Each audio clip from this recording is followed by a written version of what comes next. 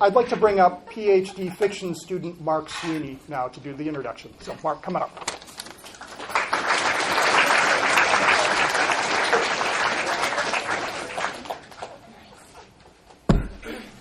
Okay, can everybody hear me okay? All right. Speak louder. Can you hear me now? How about now? Okay. All right. All right, well, hello everyone. Whoa, a big turnout. Thank you all for coming along tonight. This evening's visiting writer is Steve Almond, who has published 10 books to date, including 3 short story collections, 2 memoirs, and a novel. Before his present writing success, he worked as an investigative journalist, writing articles for El Paso Times and Miami New Times.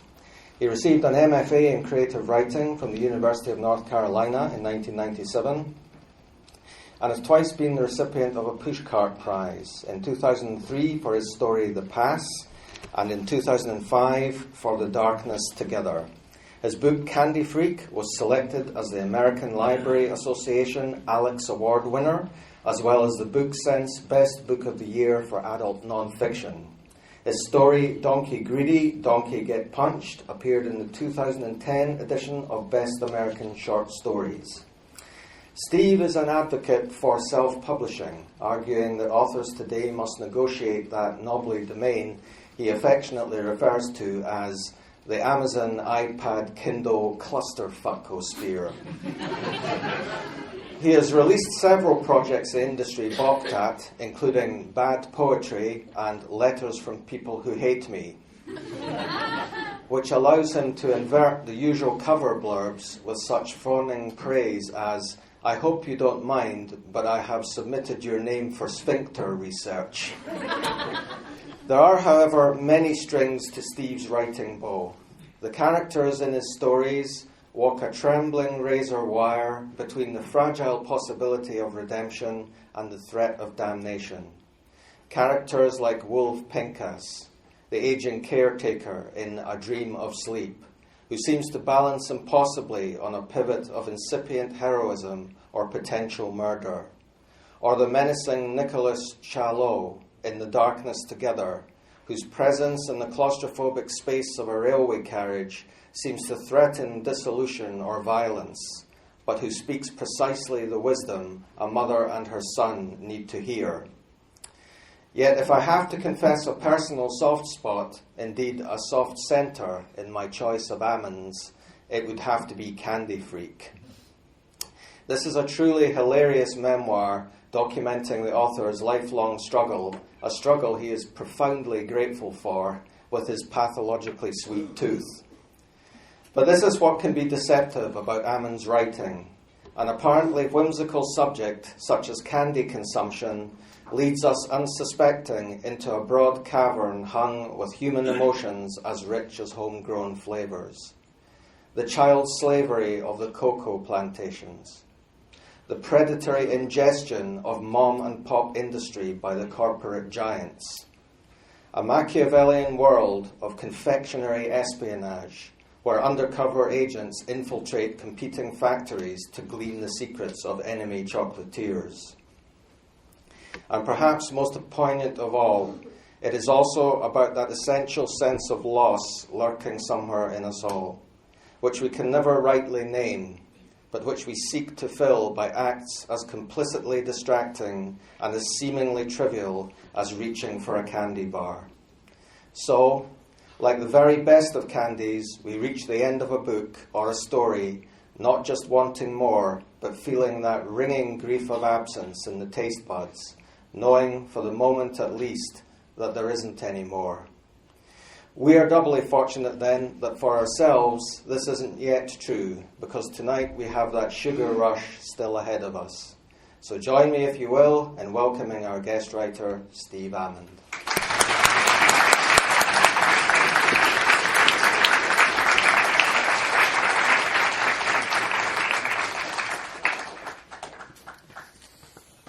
I'm not going to talk like that.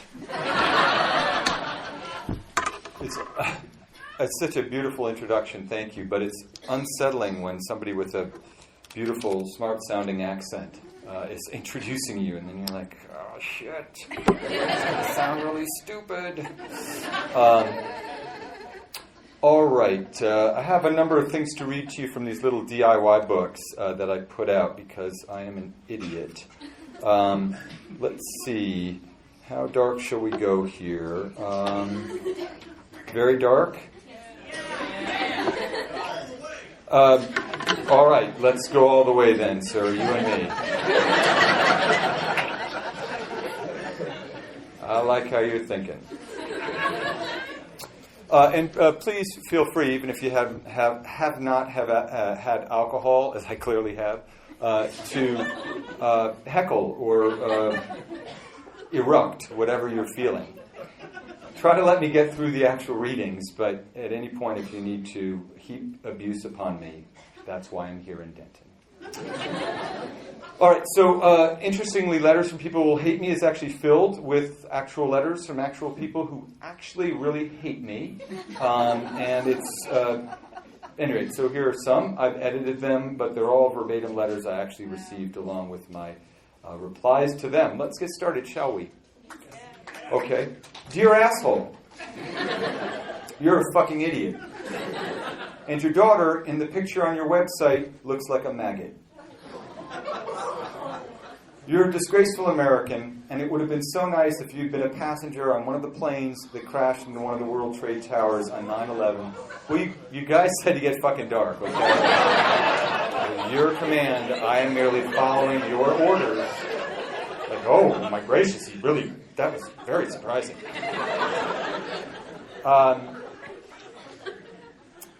It would have been so nice if you were a passenger on one of the planes that crashed in one of the World Trade Towers on 9/11. Signed, Joseph Kelly. Dear Joseph. Okay. You got me. My daughter does have kind of a maggoty look to her. For a while there, my wife and I were able to delude ourselves. I guess all parents do. We tell people her skin was alabaster or sometimes pearlescent. We thought it might be the kind of soap we were using. But I think in our heart of hearts we knew something was wrong with her. Then came her first interaction with carrion. There was some kind of dead animal in our backyard. My wife says it was a rabbit, but I'm almost certain it was an opossum. Anyway, Josephine somehow got wind of it, and we found her out there burrowing into the thing's eye socket. The neighbors came out to watch. It was kind of awkward. I guess it would be sort of like if you, Joseph Kelly, found yourself talking to some buddies at a party and you said, you know that guy Steve Almond, I totally wish he'd been killed in the 9/11 attacks.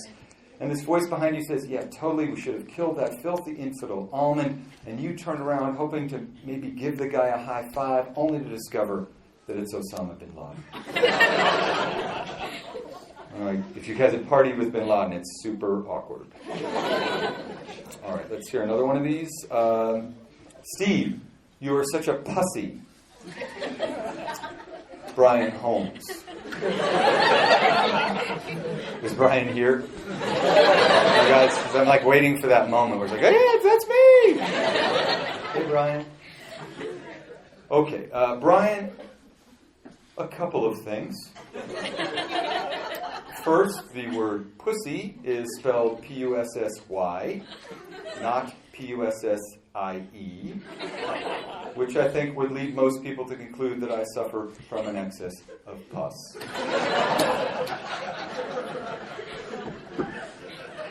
I do not. Nonetheless, I get your point. You're not saying that I'm literally a vagina. You're saying that I'm a cowardly person. I'm not sure how the slang expression for female genitalia came to mean cowardly, but let's leave that aside for now. Here's the important thing. I am not a pussy or a coward. I'm a chicken shit. There's a big difference, Brian, and us chicken shits don't take kindly to being lumped together with all the pussies and cowards and wimps and wusses. Chicken shittery isn't just some fad for us, some trendy lifestyle decision. I am deeply committed to running away from any physical conflict while shrieking in a womanly manner. It's in my blood. The truth is, I come from a long line of chicken shits. My daddy was a chicken shit, and my daddy's daddy, and his daddy before him, and so on that way back to the days of antiquity. In fact, according to family lore, one of our ancient forebears was a radical homeless pacifist who flounced around the Sea of Galilee saying chicken shit stuff like, if someone strikes you on the right cheek, turn the other to him also, and blessed are the peacemakers, for they will be called the sons of God. You can just imagine what happened to that fucking pussy.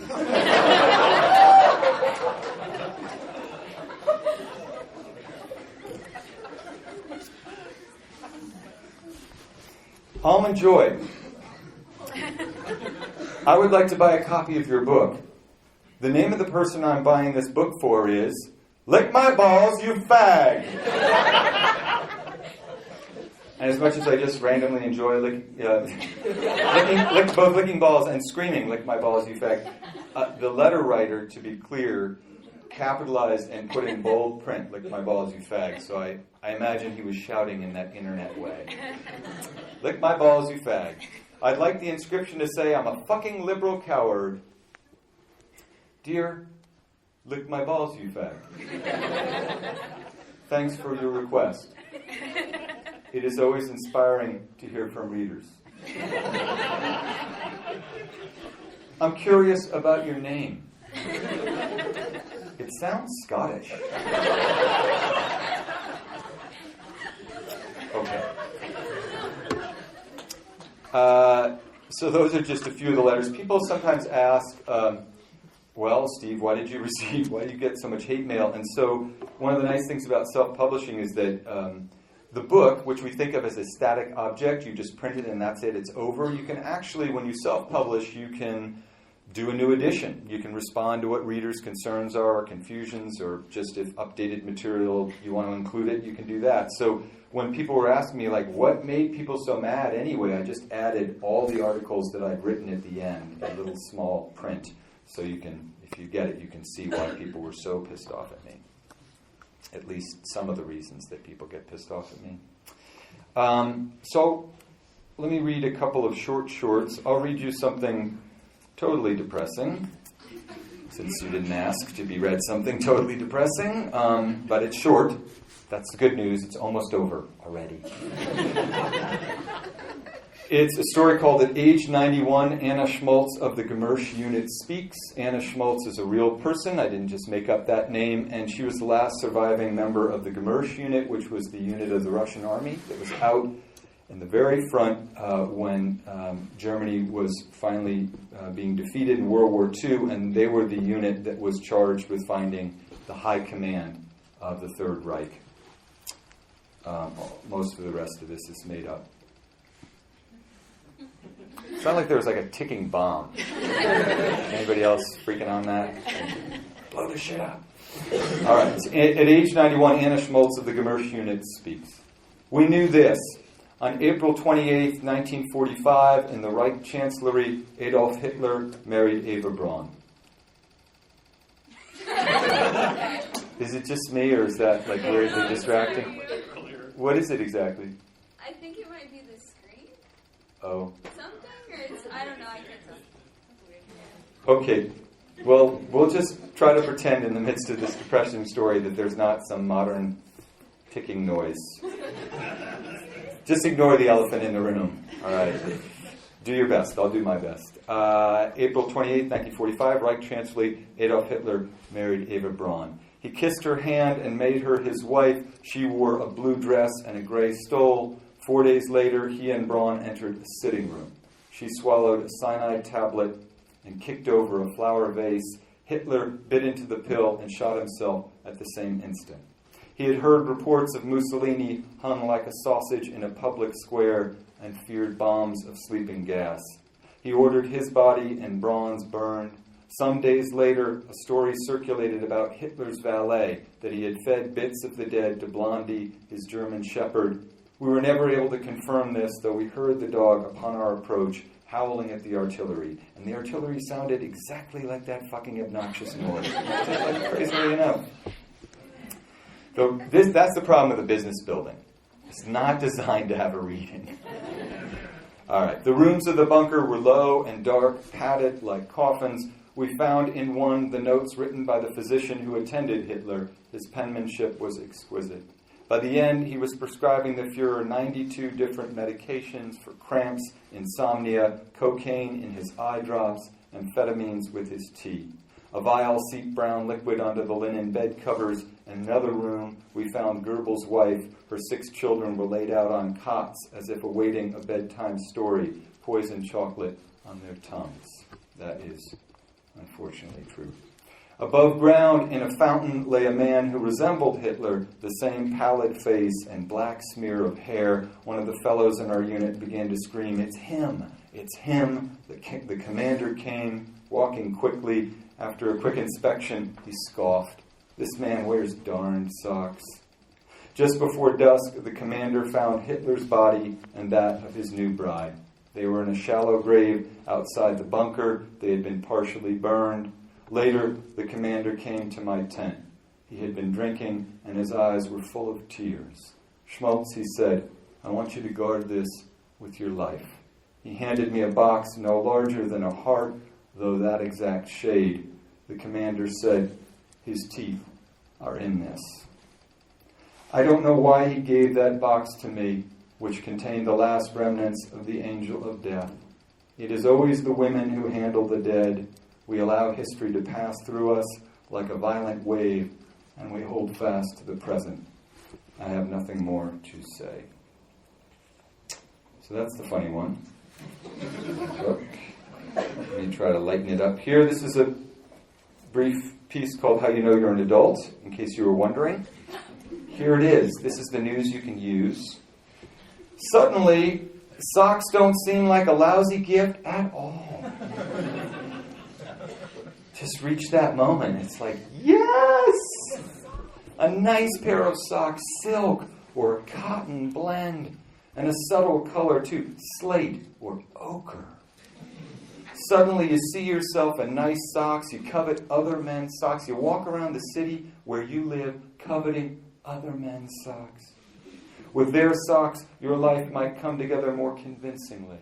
Figures of authority would be given pause. Women would associate you with words like sang-froid. Waited 20 fucking years to use that word.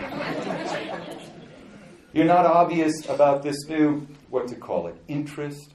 You don't linger around the dainty sock racks looking forlorn or urge your friends to go barefoot in your home. You drop hints, though. Keep up a healthy correspondence with the surviving grandparents. Make a point of thank you notes.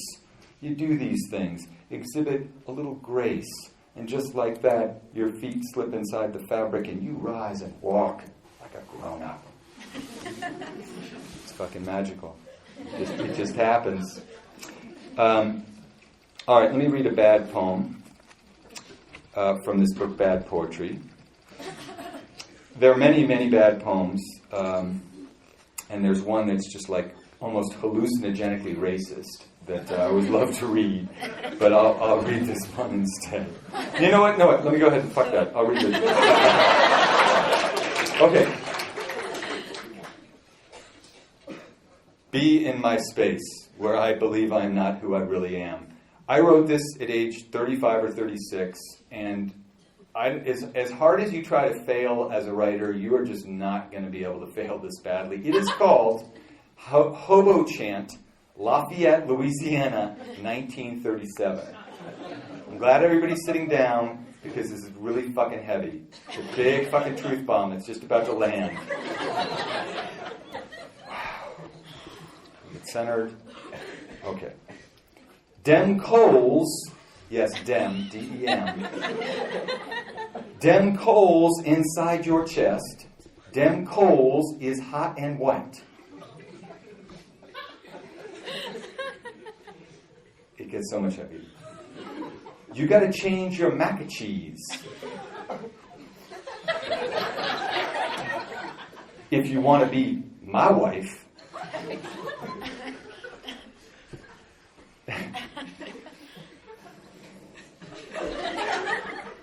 It would be better in a Scottish accent, but I'm just going to get it. Dem fancy names for grief. Shar. That's my Cajun imitation. Don't come round here no more. No more. Dem morning robes you won't wear won't fit in my shiver robe.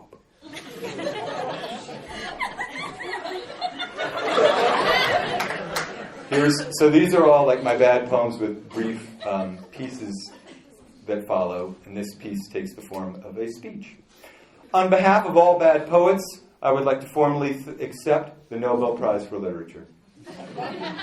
I do so with a sense of humility. Really, when you're writing this badly, it's almost religious.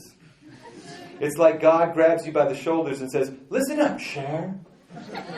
I realize you're an upper-middle-class Caucasian Jew from suburban Northern California with almost no concept of what true material deprivation might be like, but I want you to write as if you were a poverty-stricken Negro haunting the ravaged hobo camps of Louisiana during the depths of the Depression. Don't worry about seeming like a racist idiot. I am God, and I have chosen you." Then I say, "Geez, God, are you sure? I haven't been writing poetry for that long. I'm not even really sure what enjambment is. But God is so persistent. He just keeps saying, no, go for it, man. You're awesome."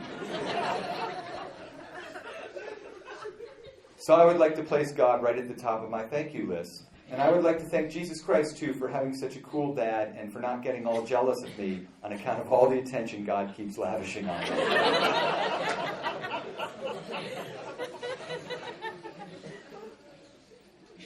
I believe ushers would do... I'm skipping over some more racist stuff that's just awesome. I believe ushers would do best to distribute the Kleenex I thought to purchase with a portion of the proceeds from the Nobel Prize, which I just won. The remainder will be devoted to an educational fund, the Macachee Shifarobe Legacy Project, which will fund more than a dozen partially disrobed PhD candidates as they study this poem in an effort to establish whether or not it marks the pinnacle of human artistic achievement. It does. I realize how unnecessary this largesse seems to most of you and ask again humbly that you please stop weeping. I am merely one bad poet, but I accept this award on behalf of all bad poets, we sworn enemies of the authentic, we fearless soldiers in the war on truth, we happily inebriated language pukers, bottoms up, comrades, dem drinks beyond me. So, in terms of how racist that poem was it more racist than you thought or less racist? How many will say more racist than you thought? Oh, I failed. Okay. It's really actually more racist than if it had just been a bunch of racial epithets. That kind of appropriation, it's actually way more racist, but all right. It's much worse than you guys realize, really. It's terrible. Where should we go? I'm kind of building up to the pornography, so before I do that, well, okay, yes.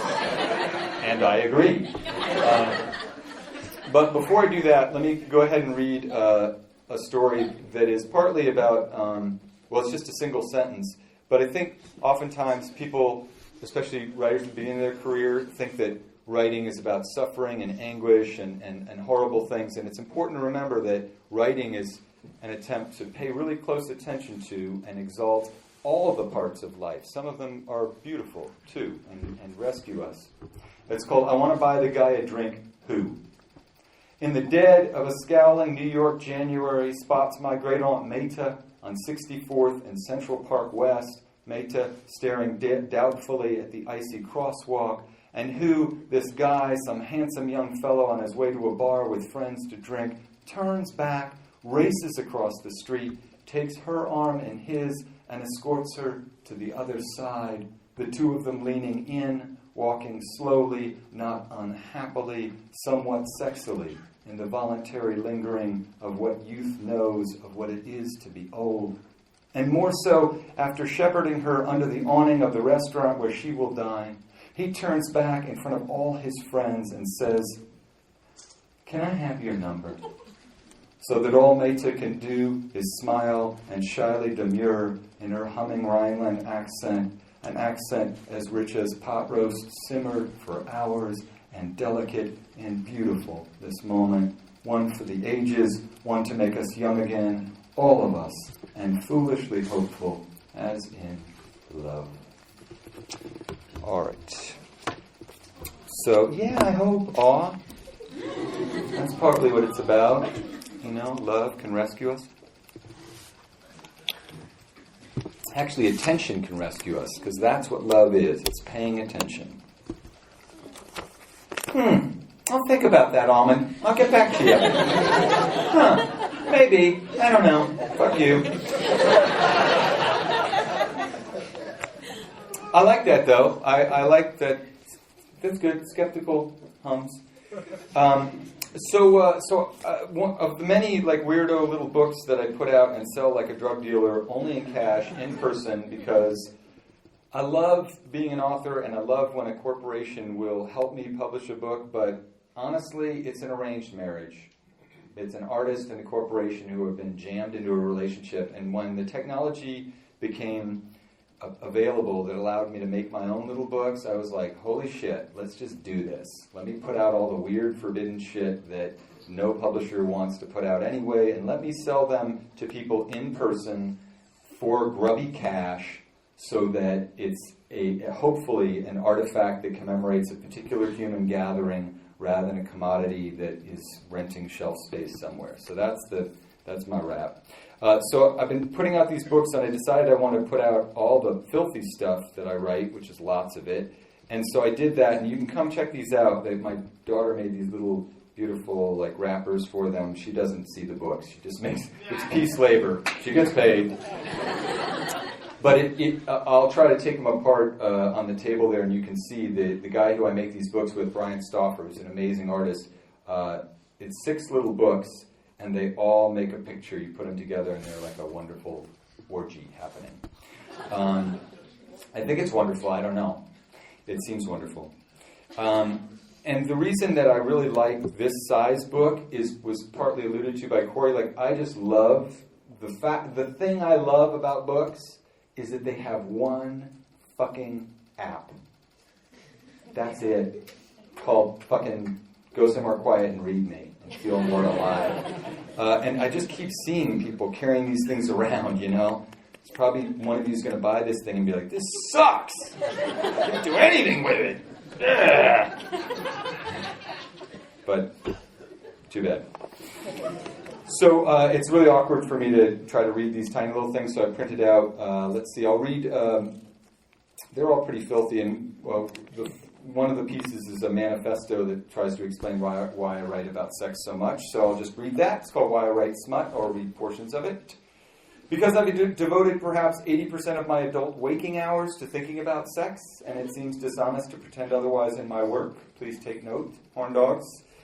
Because I have accumulated over the years such a tremendous surplus of sexual humiliation that it seems stingy of me not to re-gift some of it to my readers. Because I happen to agree with Freud's naughtiest disciple, Wilhelm Reich, who argued that a true political revolution would only be possible once sexual repression was overthrown, which pretty much rules out the Tea Party as a true political revolution, because boy, is that a movement that needs to get laid. But I don't know who's going to fuck them. Because I am now married with 3 small children, and thus writing about sex often constitutes the closest I get to having sex. You're laughing, and I am weeping inside. Because President Bill Clinton and Monica Lewinsky did have sexual relations, and while I could care less about the big phony scandal that story became, I am interested in the sweet and deranged version of love that passed between them. Aren't you? Yeah, I'm super fucking curious. How did that go down? Like, yeah, I would suck the president's dick. I'm sorry, I'd do that. Hell yeah, that's a fucking turn on, man. I would do that. I am relatively straight. I said that. That came out of my mouth. All right, because both my parents are psychoanalysts, and despite what you're all now thinking, which is basically, wow, you must be a really crazy person who sucks presidential cock, which is a very interesting thought for you to have, by the way, and something we might want to talk about a bit later in the hour. The one lesson my parents managed to impart as I lay those many afternoons on the analytic couch that was in fact the only piece of furniture in our living room is that our libidinal drives are not some bright new user option, but an essential part of our beings, an inborn riot of wants and counter-wants that we can never control entirely. And because, as a writer, I'm interested in the loss of control, in the danger of forbidden thought and feeling, it strikes me as utterly foolish, just from a practical perspective, not to write about sex. Why skip over the part almost guaranteed to teach you something new about yourself? Because I just really love being able to write off lube as a business expense. It's very gratifying. Because I believe literature's central purpose is not to pretend we don't have bodies and their consequent needs, but to make us feel less alone with those needs. Because the Puritans themselves, don't kid yourselves, were total horn dogs who wanted nothing more than to tear off those black robes and suffer a spiritual crisis. And because when I write about sex, I am writing ultimately about a dream that begins with the Puritans, that we, the people of this violent and troubled kingdom, will at last forgive ourselves the lust that reddens our blood and seek a final remedy in the warm temple of one another's imperfect bodies. Now the nasty shit. I've given you the justification. Now let's go to... So this is from a story called The Nasty Kind Always Are. And I'm not going to read all of it. I'm just editing for filthy stuff, especially since I hear a child and that just... I go, wow, of course. Why would I? The sun was gone now. The purple smog of dusk was upon them. This was a summer evening in L.A., just the way they drew it up all those years ago. A breeze rolled in and the street lights came lit. The thought of the city beyond his hotel room exhausted Slade. The knotted freeways, the vast flat valleys of porn, the hot distance of everything from everything else. Gretchen sat on the love seat facing the flat screen TV. Whoop, whoop. Facing the flat screen TV. She was on drink 3 now to Slade's 4. Her gestures were becoming expansive, her story unspooling. She had spent some years in Germany dating a series of glamorous Jews. She'd hoped to write a book with one of them, but he'd gone back to his wife, so she returned to the States and took up with a born-again Christian who would not have sex with her. "How long were you together?" Slade asked. 4 years, she said. "Have you ever read the book of Revelations? It's like Dungeons and Dragons for retarded priests." It is. In fairness to him. She turned and glared at Slade with a sudden glassy intensity. The wind tossed strands of her hair across her face, and Slade thought unpleasantly of his daughter and the expression she had come to assume in his presence, which went beyond disapproval into some harder category of truth. He didn't want his daughter here in this room with all the things they were about to do. The liquor had done this, opened certain portals of distress. It was the risk one took. Gretchen's eyes slipped from his, then she stood and unzipped her skirt and showed him what he'd been waiting for. They all trimmed themselves down today, like adult movie stars. In his youth, anything more than a little pruning at the edges was considered suspect. The female sex remained, even in nakedness, something veiled. Now the coarse tickling hairs, the glorious funky muff itself, had been erased, shaved or waxed or singed off with chemicals, leaving a kind of glistening origami. The exposure embarrassed Slade. He wanted to be gallant, to offer it a coat. Like a little pussy coat. I'm sorry, I meant pussy.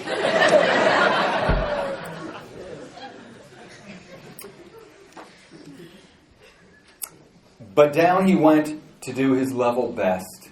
Gentlemen, are you with me? Down he went to do his level best. The drink had left him, and women, I'm sorry, everybody.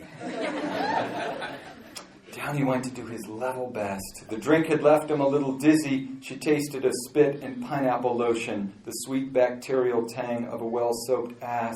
He had ceased trying to divine the mysterious geography of a woman. There were spots that felt good, warm, fleshy knobs, sudden pockets of air. He had no idea. Gretchen made a noise that was half pleasure, half impatience. You've heard that noise. Then it was his turn, and she moved down his body, nipping at his belly. Oh, the woeful bloat of those flavorless airport calories. He would die fat and unhappy and confused, like Elvis. Gretchen ran her tongue in a circle like she was making a rune. She began to nibble at him, then took a giant pasta slurp. He felt like a machine whose essential part had gone floppy. But this laughter is making me feel very awkward. And I still like it. But Gretchen had her own stake in the matter. She got up and fetched her purse and applied some kind of emollient to her hands. Coconut butter, she said. Try to relax. But the coconut combined with the pineapple and the bourbon to produce an aroma Slade could only think of as spring break vomit. Oh yeah, we've been there. I kind of like that even. She took hold of him and continued her exertions. She licked him just below the tip where the skin gathered in a tender smudge. Then, without warning, she pressed something inside him. Slade let out a yelp. It was a lovely, vicious ambush. Relax, she said. Boy, this is going to hurt. Let's keep going, shall we? Because I fucking hate it when they stop in the middle. He wanted to tell her to stop, but before he could, he felt an eager convulsion. She let out a vengeful snort and pressed at the spot again, and every time she did, Slade felt his face twisting into infantile configurations, his mouth rooting for a latch. Then she was doing the same thing, thrusting her mouth onto him as she thrust into him, and he did relax, and the pain dissolved into a tropical mist, a holy veil, and all seemed right with the world. His job, his life, his fractured little family, and this lovely girl, Gretchen, whoever she was, with her cruel bangs falling across her eyes, and the summer night as it spread across L.A., out across the ocean of everything right, everything hopeful, ecstatic forever, and the soft, wet mouth which, as he opened his eyes, opened to receive him until the joy was an affliction, and he felt his body sweetly broken, surrendered, taken up by God. He came. There's no reason to announce an orgasm, and there's no reason to name the genitals. There's not a single reference to the genitals in that passage, and yet we can agree it was deeply filthy, I hope. This is from a story called See You Down There. No, it's supposed to be referring to hell. It's about a couple of bodybuilders. It's actually really about men and how fucked up we are. But these guys are bodybuilders, so they're big fucked up dudes, and they are in the midst of an orgy. I did as I was told. This was Rankin's show. It was his, so it's told in respect of one of the bodybuilders, and Rankin is his pal. This was Rankin's show. It was his body we all wanted that summer. Not the thing itself, but the quality of assurance it granted him. Or maybe it was more complicated than that. I was sort of mixed up. I could see myself moving into Betty, the sweet curve of her backside dividing and rejoining. She made all the lovely noises she made. And then Rankin was on his knees facing me with Betty between us. He was leaning back against the headboard. Betty was trying to fit him into her mouth. And there was a moment, just a moment, when our eyes met again, Rankin's and mine, and we leaned forward slowly, both of us smirking at our good fortune and examining one another's muscles, as we did constantly when we couldn't find a mirror, as if the other were really just a pleasing reflection of ourselves. Rankin's face got larger and larger, and then our foreheads came together with a dull smack, and we closed our eyes. We dropped our hands to our sides, and though Betty was between us, though our cocks were safely tucked inside her, we both knew at that very instant that she was only a bridge connecting us.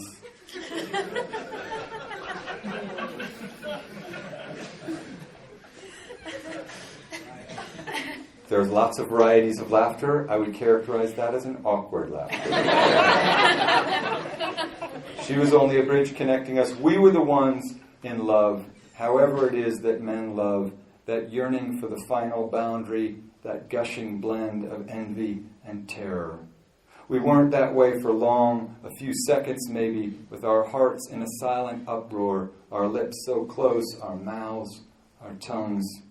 I can't remember which one of us pulled away from the other. We were too excited about what was happening and too ashamed of our excitement. And a little later on, we took all that out on Betty, going a little further than we should have with that poor drunk girl beyond her want, which is when Veronica appeared and said, "Party's over, guys." All right, one more. How's everybody doing? Like we're all just stunned and troubled.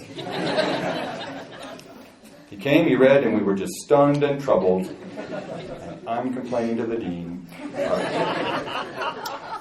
So, this is from a story called Slippy for President.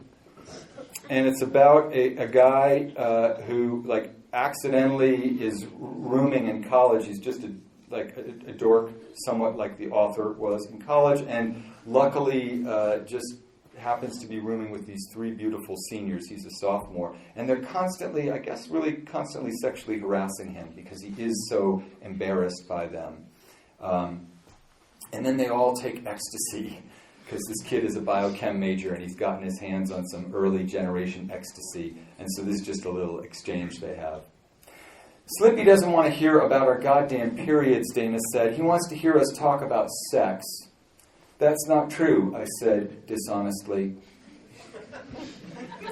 Now, almost always adverbs are lazy words that you should get out of your writing.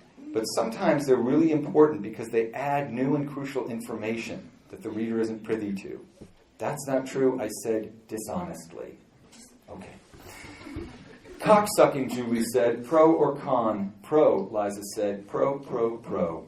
It all depends, Dana said. Some of these guys, they've got no clue on etiquette. They're pushing your head down. Julie said, then they don't tell you when they're going to come.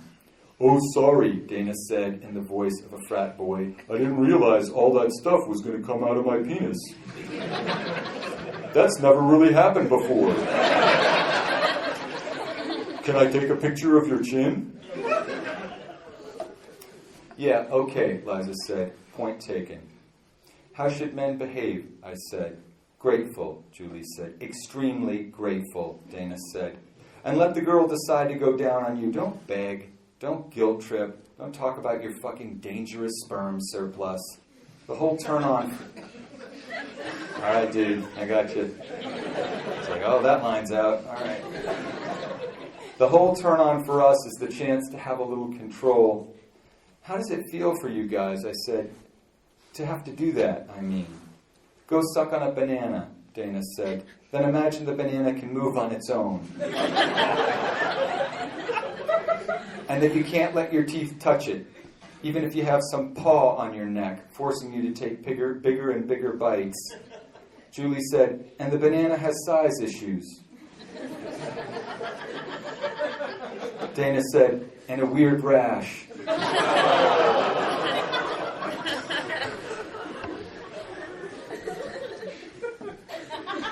You're just about to turn on me, and I kind of like it. Like, oh.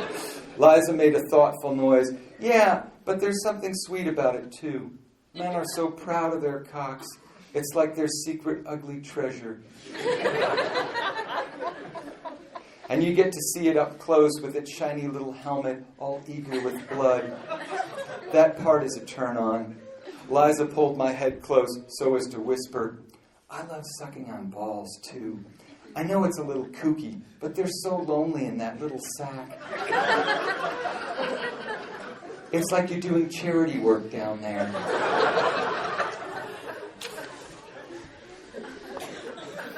You guys are very patient. All right. I think I'm going to stop pretty soon and take questions. I'll read one more little short thing. And then if there are questions, or really, frankly, complaints, it might be there. So part of the purpose of making this book with short shorts is that it also gave me a chance to pretty much say what I had to say about why I think the psychological and emotional barriers that keep people from doing better creative work. People talk a lot about craft, and it's an important part of the equation, but a lot of the reason that it took me so long to start being more honest in my work, it took me, practically till I was 40, was psychological and emotional stuff that were barriers in my process. So I just try to distill pretty much everything I have to say about craft and this emotional, psychological stuff that I really think is what you face at the keyboard in these essays. And I'll just read the last one, which is called, "This is Just My Bullshit." You can and should find an exception to everything I've said. Only a fool speaks with assurance about something as subjective as artistic creation. So take what you can from this volume and leave the rest behind. But a few reminders before I head back to the cave. Every decision you make matters. It matters that you use the word anxious when you meant eager. It matters that you chose a comma and not a semicolon to separate those independent clauses. It matters that you jumped ship with your hero on the brink of ruin. The reader brings her patient heart to your work. She arrives ready to dream your dream. But if you betray her enough times, if you make a habit of lazy, self-regarding decisions, if you fail to grant your characters the love they deserve, she will find another dream. We are living in an era of screen addiction and capitalist pornography. As a species, we are squandering the exalted gifts of consciousness, losing our capacity to pay attention, to imagine the suffering of others. You are a part of all this. It involves you. This is the hard labor we're trying to perform, convincing strangers to translate our specks of ink into stories capable of generating rescue. I mentioned before, or maybe I didn't, the ancient feeling I get when I read a beautiful story or poem or novel. It's as if I'm a little kid again and something very sad has happened and it's winter and night has blackened the branches above. I'm very stirred up, close to tears actually, because I can see, I've been made to see, the sorrow that everyone is lugging around and the cruel things this sorrow makes them do, and still I want to forgive them. I want to forgive every last sorry bastard. God, I love that feeling. That's all I'm going to read.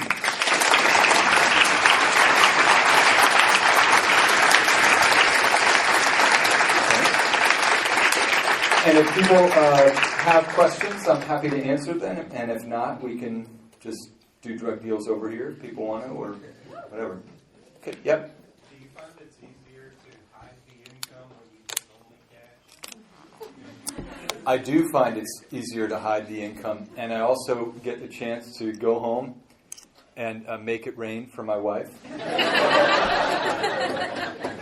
So thank you for that very deep question.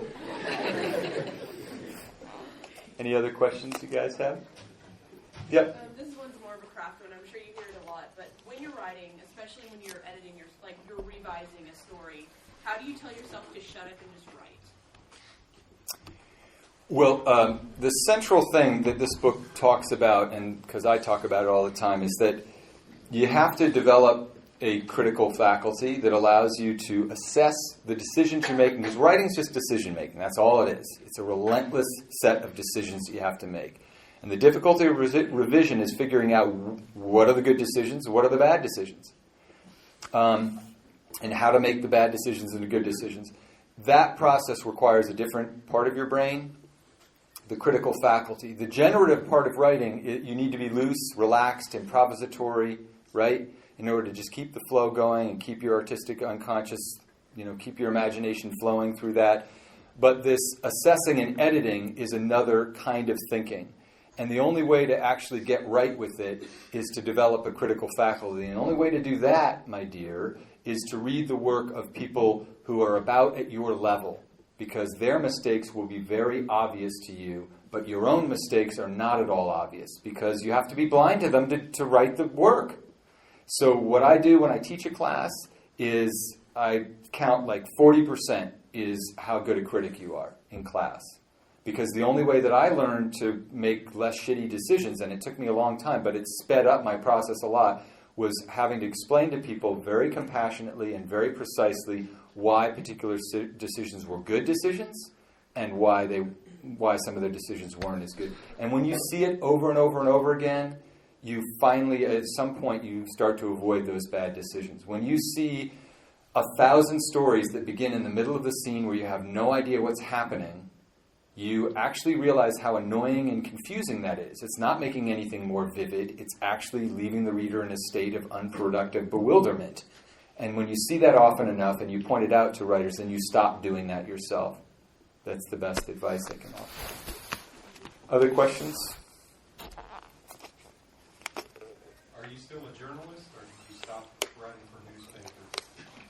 I'm still a journalist. I write mostly for the NPR station in Boston, for the New York Times, when they'll let me, for the magazine. Just wrote a piece about football, quitting football, that now I have to turn into a book, and will be killed if I come down to Texas next time, I'm sure. No, I won't. That's awfully self-aggrandizing. Nobody will have read it. That's what will happen.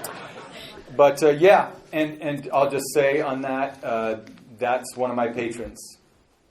You know, how do I have to support my unfortunate crazy pornography habit. And the world is not going to pay lots of money for my artistic renderings of the turmoil of our erotic lives. At least I haven't found out a way that they're going to do that. So I have to support that bad habit, as will all of you, after you leave the nest here. And so, yes, I did a self-inventory, and I said, what can I do that actually I'll get paid for? Not a lot, but some. And one of the things I can do is write essays and other kinds of journalism. I write an advice column, which seems to me perverse, but there it is. All right. Any other questions? Yep. Yeah, my name is Lick My Balls. Okay. I knew that was you. My question is very similar to what you're talking about, but were you consciously aware of the need to sort of establish yourself with these projects that kind of gave you some footing in the literary world and that you can now survive on in order to do these more, I think, daring and engaging projects? Sort of the way that I guess it's easier for academic professors to do activism once they have tenure and they can tell whatever people whatever the hell they want. Yeah, so the question is, like, was it important for me to have established myself as an author with traditional presses, basically have a certain kind of legitimacy in that world before I started doing my freaky, much more personal, idiosyncratic projects? And if you were aware of that, like, or yeah. Well, yes. So the reason that I don't recommend that you all go out and self-publish is because, one, when maybe you're good enough and you should do that, and fuck me, but I wouldn't have done it 10 years ago or 15 years ago because I just wasn't a good enough writer to ask people to pay even a little money for my books. So that's the first problem. And I also didn't have any kind of audience. I still don't have much of an audience. But what I do when I move into the world, I was trying to find, I like putting out books with presses. I hope that people enjoy them. I put a lot of time and energy into those books. But since technology gives us the means of production to, make our own books now, I also like, when I have a particular kind of project that is more personal and idiosyncratic and just weird, I like collaborating with this visual artist and doing it as a personal thing. So there's only 200 of these in the world, and I've met everybody who owns one of them. You know what I mean? They're not available on Kindle or Amazon or online or any of that stuff. It's just it's not a great business model, but that's not the purpose of them. My dream is that some 19-year-old will buy this book for $5 and own a book that they bought of their own volition. And maybe that will be a gateway drug to reading other kinds of books. That's my hope. So And I wouldn't have tried to do that 10 or 15 years ago at all. And it's true that I needed the opportunity to, frankly, to be able to read in front of audiences like this. Otherwise, I would have spent all my time trying to wear a sandwich board and get the word out. It's true. So, maybe one more question, if there is one that exists. Otherwise, we can start the drinking process. Yes? I was wondering if you could talk a little bit about your process of letting go of your self-censoring and kind of your philosophy about that. Like, Sure. it took you a long time. It takes all of us a long time. Yes. So how Yeah, that's a great question. A lot of what this book deals with is that question precisely. It has three pieces that are... So the question was, so how do you let go of your self-consciousness? And how do you allow yourself to write about things that are, that make you feel awkward or make you worry about what other people would say or think, right? Okay. So I write a bunch about that because I think it's a big part of it. A lot of it is a certain willingness. So anyway, this is just a little thing that I hope will speak to it. It's called excessive emotional involvement is the whole point. Because really, you didn't decide to become a writer for the money or the health insurance plan, did you? It wasn't to make your parents proud. And if you turn to prose in the hopes of becoming famous, well then, brother, sister, you deserve more pity than contempt. So why then? Here's my guess.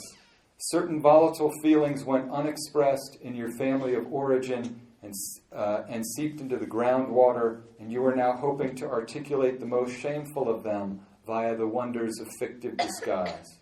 I'm not discounting your urgent devotion to language or your bulging imagination, but I am speaking now of motives, not aptitudes. The problem, of course, is that every family enforces its own codes of silence, and every writer is, in this sense, violating some kind of omerta. The question is, what's stronger? Your compulsion to tell the truth about the things that matter to you most deeply, or your fear of the consequences? And these essays essentially go on to say, there's nobody who can make it all right for you. There just isn't. And there's tons of work, as out there as I might seem, there's tons of stuff in my life that I won't talk about because I'm just too worried about who it would hurt. And that's a real thing. Everybody has families, everybody goes home for Thanksgiving, and you have to think about how your work might really truly hurt or make uncomfortable people who you love and whose love is important to you. But I will say that over the years you develop, I think as you get better as a writer, you become more merciful and you recognize that you're not out to get anybody. You're out to get at the truth. And that is, it doesn't make it all okay, but for me it's made it more okay to be more straightforward about the stuff that really matters to me. So. All right, guys, thanks so much. I'll sit over here. Come say hi. You've been great.